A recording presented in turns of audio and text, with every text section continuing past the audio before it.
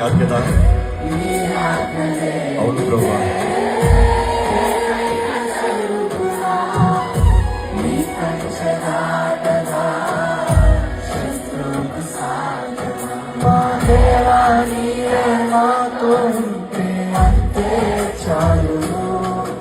అపవాది తలచిన కీడులన్నీ మేలై.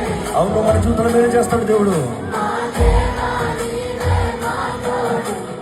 అంతే చాలు. అపవాది తలచిన కీడులన్నీ మేలైపోవును. ఏమైనా చేయగలవు, కలవత్తం మార్చగలవు.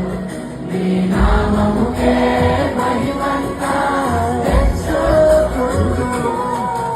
ఏమైనా చేయగలవు, కలవత్తం మార్చగలవు.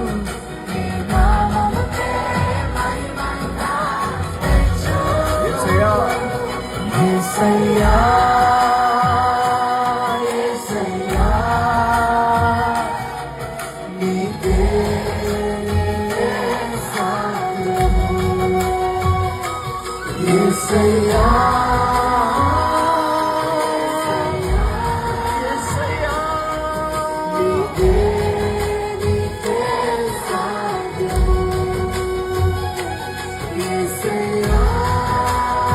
ఇప్పుడు పోరాటంలో ఉన్నావా?